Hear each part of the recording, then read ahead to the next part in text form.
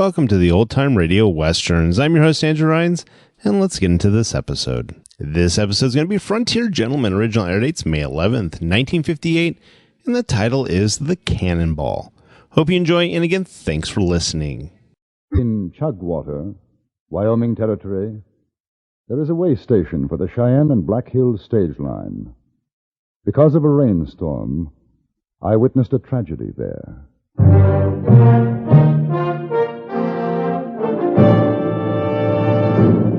Frontier Gentleman.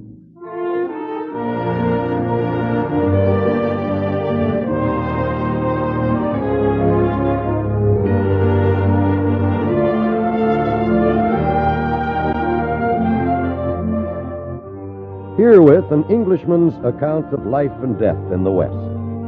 As a reporter for the London Times, he writes his colorful and unusual stories. But as a man with a gun, he lives and becomes a part of violent years in the new territories. Now, starring John Dehner, this is the story of J.B. Kendall, Frontier Gentleman.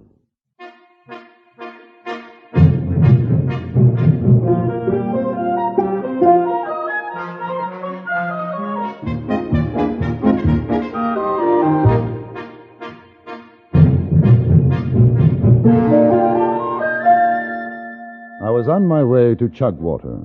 Jack Chase, editor of the Cheyenne Daily Press, had suggested that if I wanted an accurate picture of life in Wyoming Territory, Hyena Bob Saunders was the man to see. He ran the Cheyenne and Black Hills stage line station in Chugwater. In the coach with me were three other passengers. One, a gray-haired, quiet man who introduced himself as Boone Thompson. The others, Duncan Webster and his wife, Rose. Webster, a dark-faced, handsome chap of about 40, was unaccountably nervous. His wife, composed, in her middle 30s, a strong face, not unattractive. Our driver, Bill Cuttle, had expected us to arrive at our destination in the late afternoon, but a bad storm delayed us so that it was dark before we pulled into the Chugwater station.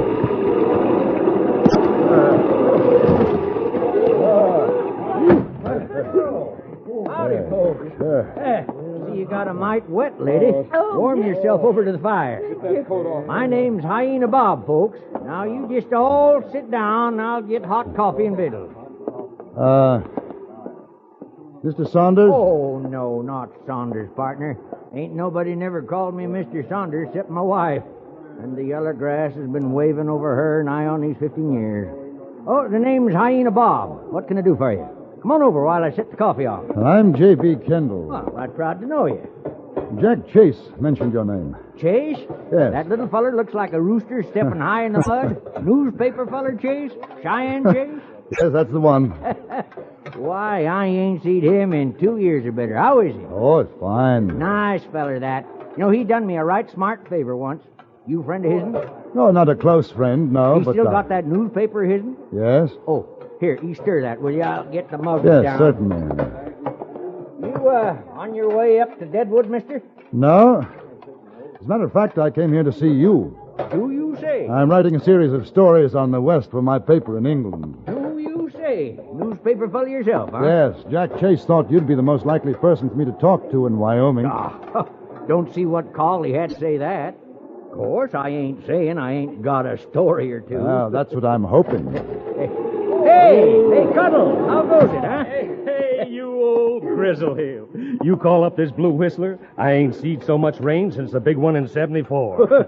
You're going to see more before this one blows over. Huh? Southbound pulled out a couple hours back. Ruth Hockaday says you can't get through the gap anymore tonight. She's flooding all over. Well, I better get them animals fed then. Yeah. I'll see you later. Well,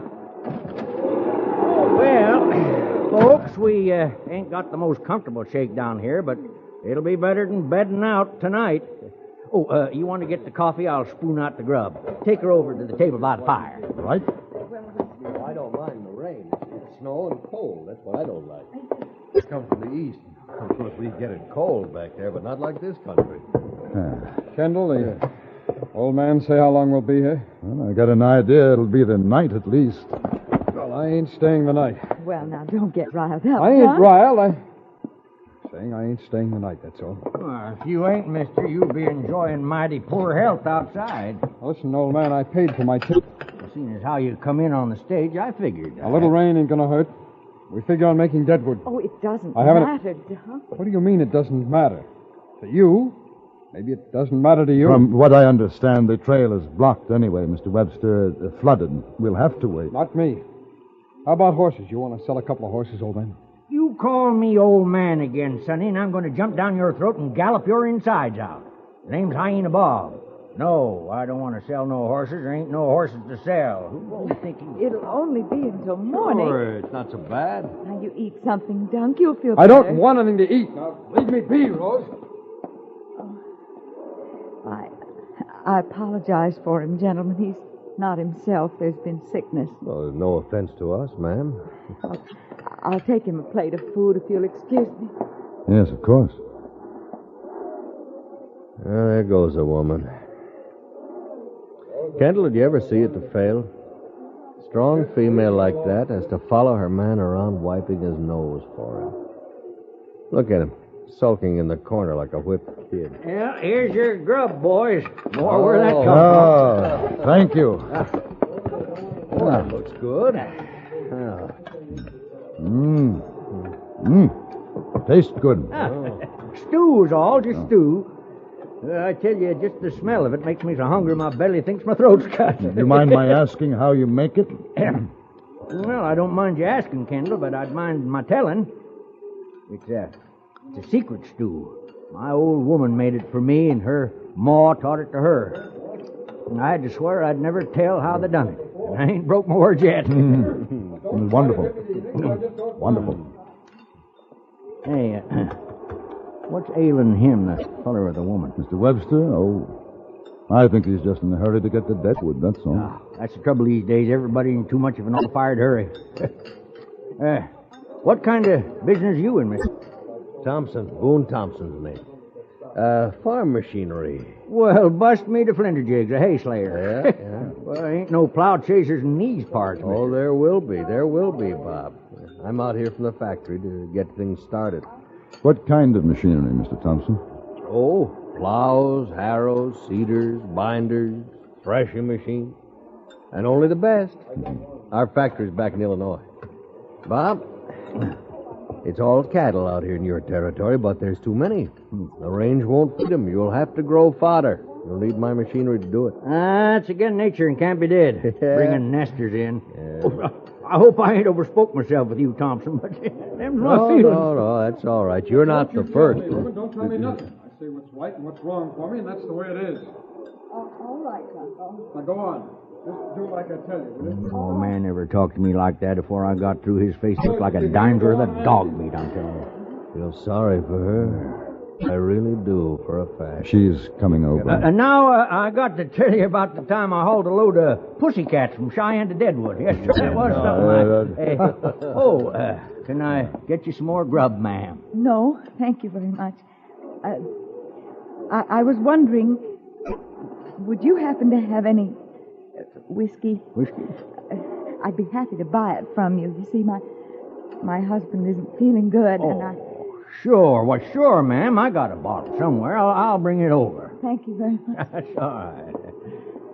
Oh, that woman sure is cluttered with trouble. Well, all right, you boys go on with your grub. I'll be right back. That don't seem right. Making his wife ask for liquor for him. I think a man would do his own asking. Well, there might be reasons. But none good, I'd say. Oh, close that door. Ooh-wee. Oh, she's a fence lifter out there. Hey, Bob. Who's that, Cuddle? Yeah, that's who. How's about a dish of that hyena stew of yourn? Sure. Boy, that tapeworm of mine is sure a hollering for fodder. Anybody else want a tug of this? She's real coffin varnish. I never touched the stuff myself. Kendall, you, Thompson? No, thank you very much. All right. Here you are, mister. Thanks so much. Oh, it don't cost. Take a friendly drink. I want the bottle. Ain't got enough for that, mister. Before this night's done and past, we all might need some. I'll give you $5. You want to give me $5, I'm obliged, but I ain't giving you no bottle.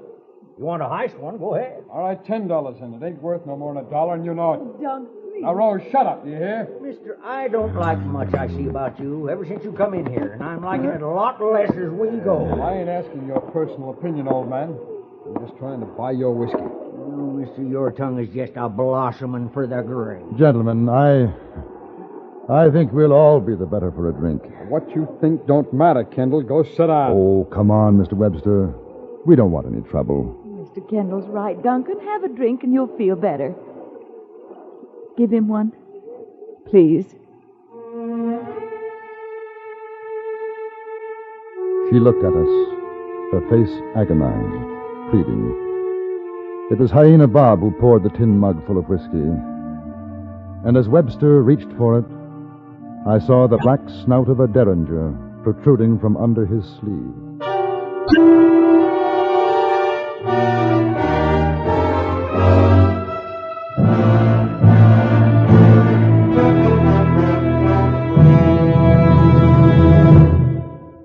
In a moment, we return to Frontier Gentlemen. A search for a missing woman triggers the tense drama you'll hear on CBS Radio's Gunsmoke later today. For all-out Western excitement, join us on most of these same stations today when Marshal Dillon helps a young man in search of his wife on the next thrilling episode of Gunsmoke. And now we return you to the Antony Ellis production of Frontier Gentlemen.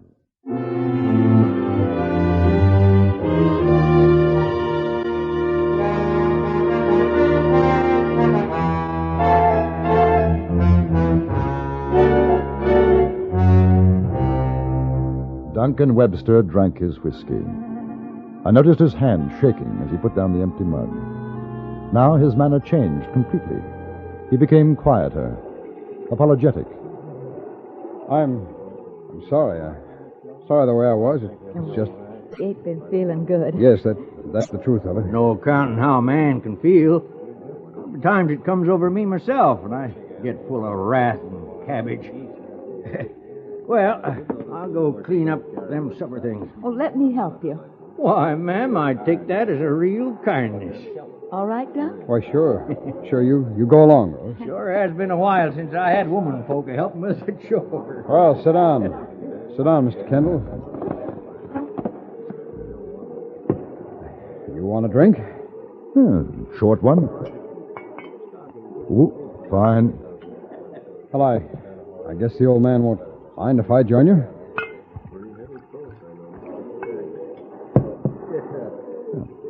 Good luck. Yeah. Good luck.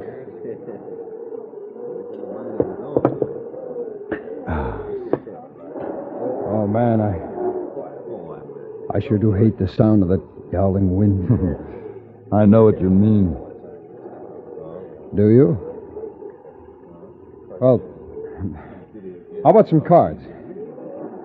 Thompson? Yeah? What's the driver's name? Cuddle. Oh, Cuddle. How about some cards, you two? Oh, yeah, sure, I'll play. Something I promised the wife I wouldn't do when I came out west. Of course, I promised her a lot of things. I guess what she don't know isn't going to hurt her. Yeah? Here. Have a drink, boys.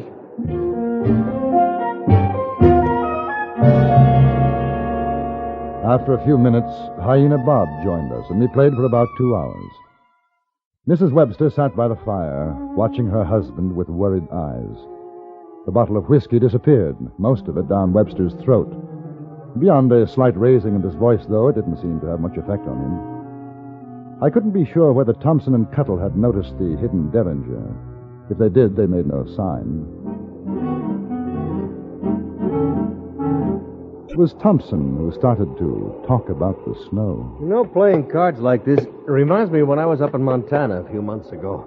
Oh, talk about cold. 40 below. It gets that way. I don't know how a man can live. Come on, let's play cards. Yeah, in a minute. Kendall, you ever been in that kind of cold? I don't think I'd want to either. Oh, no. Like if you take a deep breath, everything in your lungs is freezing. Really, I saw what it did to a man once. And I hope I never see it Any again. more whiskey? Well, I ain't no hog, mister, but I think you got enough of that thunder and lightning in you to last a spell. Hey, you talk about weather. Why, I seen cattle froze up against drift fences. Hundreds of them. Standing like statues. Cuddle? Weren't even 40 below. Cuddle, it's your deal, isn't it? Huh? Oh, yeah. Kendall, yeah, you ever yeah. been lost Feel 'em, in huh? the snow? No, I was. I haven't. I was. Only a few minutes, but I tell you, I was plenty scared. It was a blizzard, regular blizzard. Couldn't see your hand in Cuddle, front of there's your no face. call to shuffle And you the know spots there's off. You no just feel 'em, huh? feeling as lonesome. I know. I was lost once in a fog. It's as though you're the last man in the world. What are you doing? There's no... Hey, you're playing cards. You're talking about stone cold. Why don't you shut up? Who cares about freezing? Who cares about snow? I ain't hearing you. I ain't listening. Don't go out, Duncan! Oh, what's he want to go out there and get himself soaked down for? I've got to go with him. No, Mrs. Webster, maybe he's better off alone. Sure, cool him off. It's that tarantula juice. Why, ma'am, you ought to been proud of him holding it the way he does. I seen a man take 2 drinks of that stuff, and he was reeling around like a blind pup trying to find out where his mama's at. Well, me for some shut-eye, I guess. Yeah. You still got that mangy hound of yours sleeping on the bunk's hyena? He won't mind your fleas, Cuff. Well, I'm kind of particular who I breed my fleas with. Good night, ma'am. Good night, Cuddle. Oh, Hyena, you got a place for passengers to get some sleep? Oh, sure. Just follow Cuddle, Mr. Thompson. All right. Ladies' quarters is on the other side of the hanging blanket, ma'am. We don't usually figure to have folks putting over at this stop. Thank you. Good night. Good night, Mr. Good night. Thompson. I'll go out and see your husband ain't drowned yet, ma'am. When he gets like this, I never cross him. Just gentle him along. He's sick. Oh, I'll do the same. Bob. Oh, yeah? Bob. Huh? He's got a derringer in his sleeve. I know. I eyeballed it. I ain't worried.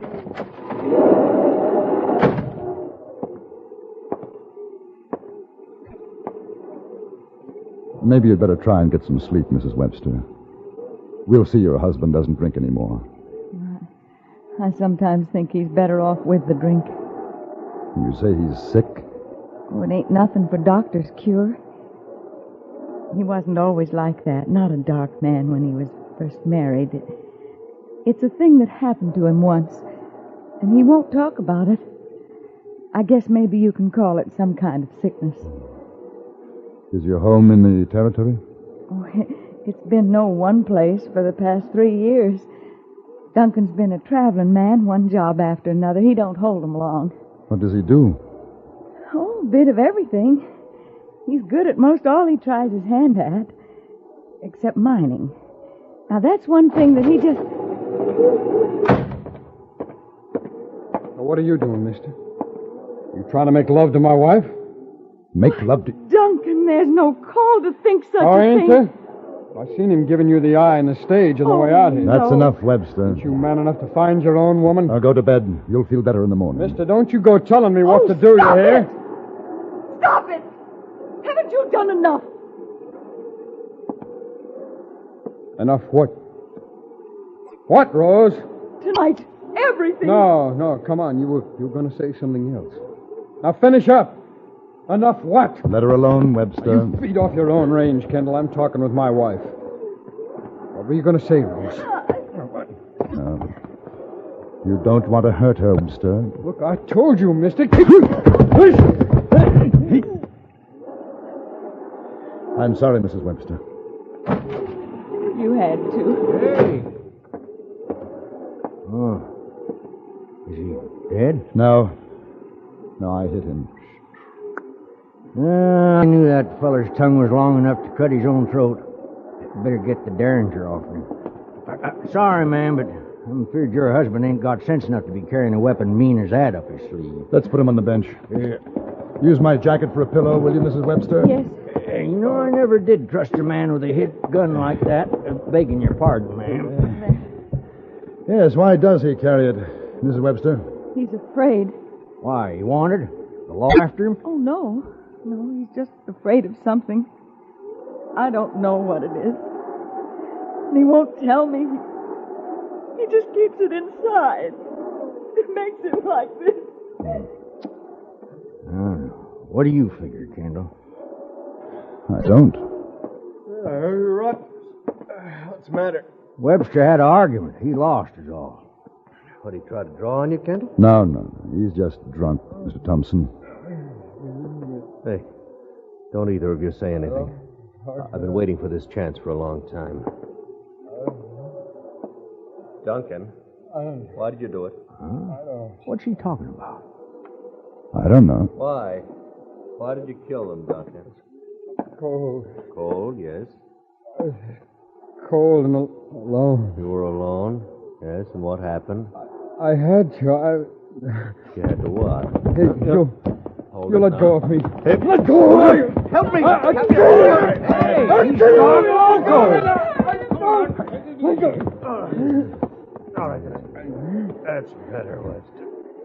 You told them. No, I didn't. I don't know what it is, Duncan. I don't know. What is it, Thompson? I'm a detective. Some people back in Kansas hired me. Folks of a young fellow died up in the Rockies. I've been working for him about 2 years now. Following this fellow, waiting for proof. And what did he do, then? You want to tell him, Webster? I got nothing to tell. He went up with 4 other boys hunting gold. The story he told when he came back was they got lost, separated from each other. Well, that's true. It's true that's how it was. Your wife is right here, Webster. You want me to say the rest? Let go. Let You go. want me to say it? Don't listen. Get out. Don't listen to him. He's lying, Rose. Get out. What did he do, Mr. Thompson? No, please. Don't say, Mr. Thompson. I'll admit, I'll tell. I killed him. I did. I never said, Rose. I couldn't tell you. It's been with me all the time. I killed him. But it was for the gold. The gold, that's why. But you told me you were alone. I was lying. We got lost up there, wandering around, and by accident, we found the claim. I shot him to keep the claim for myself. What did you do with their bodies? I threw him in a ravine. That's the way it happened. That's the way, Thompson. Yeah. All right, Webster. That's the way it could have happened. Why didn't you tell me, Dunk?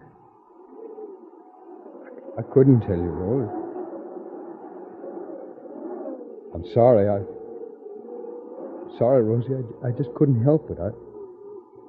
We were lost. In the cold, I didn't know what I was doing, Rose. I dream every night. I dream it so bad I want to die. Maybe you'll be better off when you do, Webster.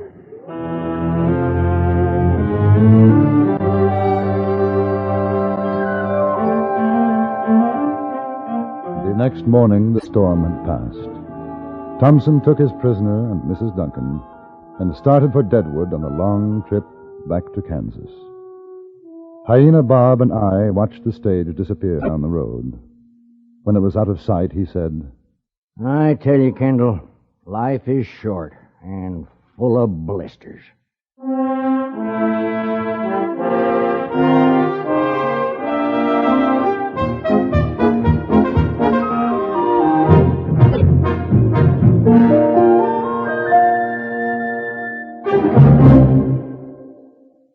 Frontier Gentleman was written, produced, and directed by Antony Ellis and stars John Dehner as J.B. Kendall. Featured in the cast were Joseph Kearns, Stacy Harris, Vivi Janiss, Lawrence Dobkin, and William Lally. Music was composed and conducted by Wilbur Hatch.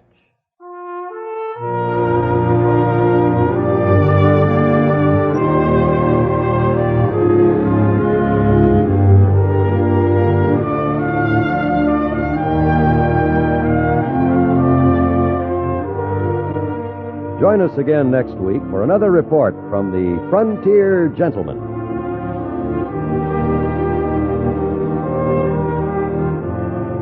John Wald speaking. This is the CBS Radio Network.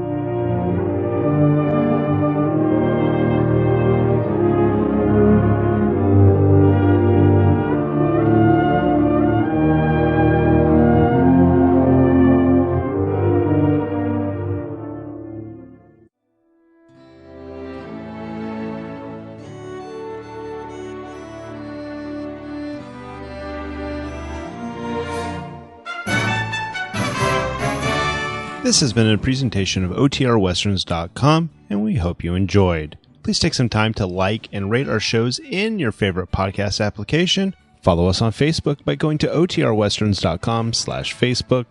Join in the conversation by going to OTRWesterns.com/Discord. And don't forget to send us an email, podcast@OTRWesterns.com.